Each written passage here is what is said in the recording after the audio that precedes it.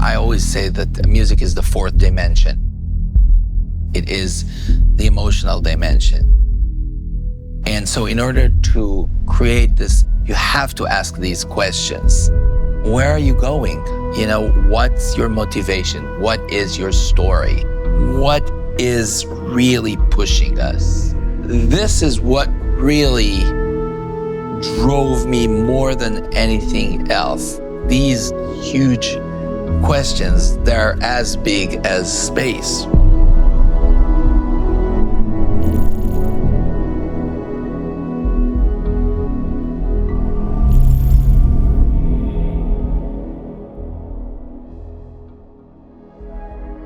Everything I've worked on at this studio, the music started very early on, as early as the concept art for the game from when I began here in 2005. At that time, Oblivion was already well underway, but as we went on to Fallout 3 after that, that was one of the first things I worked on music-wise was the main theme, and that's always been the case, where the main theme sets the tone for everything else we do in the game.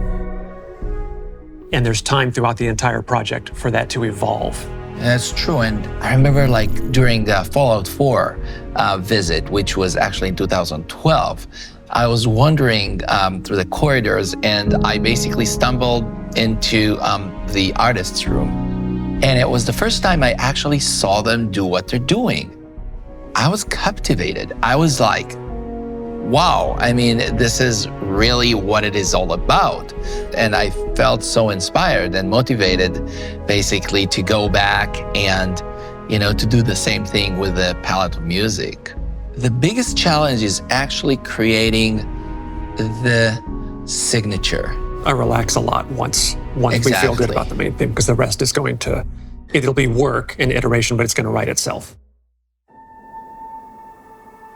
The way I looked at Starfield always is what I called the sanctified triplet, which is everything is streaming, right? Everything is changing and everything is returning back. Ta-da, ta-da, here's your development. And then ta-da, and back. So basically it presents itself, it develops, it goes back. The circular. Is exactly, some sort of like a circular journey. You go out, you adventure, discover, return. Yes, there's always the strive to go back home. And that's, I mean, I guess that's what feels so complete for us, right? We want to complete the mission. We want to complete our journey. We will find something, we will discover something, we'll take it with us, and we will go back home with it. When we built the traditional orchestral sound palette, we actually really divided the orchestral group. For example, took the woodwinds, okay? And we created like a whole woodwind layer that almost represents particle in space, because they don't play melodies at all. They play sort of like a high frequency sequence, you know, like together. So they almost don't sound like woodwind. They sound something between organic to synthetic. Then the strings, they will play this long chords or long melodies and long crescendos and diminuendos. And these kind of things along the line with the fast-moving woodwinds will create a nice blanket around these waves, okay? And then comes the brass. And the brass, especially the French horns, playing sort of like the beacon, you know, the call of the brass. Those instrument groups as well. A lot of times when you are looking at that whole main theme, I'm kind of salivating thinking about what can I do with that on the sound design side, you know, not just to weave the main theme into different key points in the game, leveling up, discovering new places. Could we use that as straight up sound design to take those woodwind tremolos and just let's slow them way down, let's reverse them. I'll take any of that music and turn it into ambience somewhere.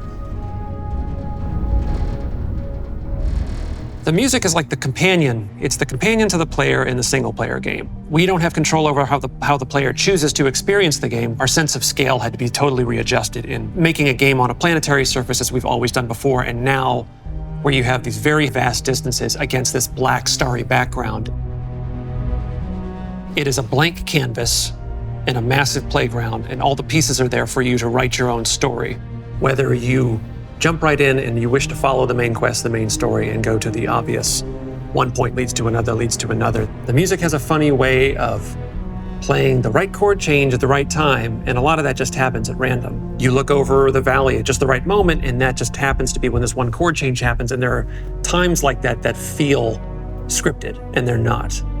And I like that each player has that experience for themselves personally. I believe that the game is a whole experience, and music is part of the whole experience. I believe that the best music in a game is a music that you don't hear, music that you feel. This is something that is bigger than us. I mean, so many people worked on this game. And so my wish is that specifically the music will be present in a way that is going to magnify the entire experience.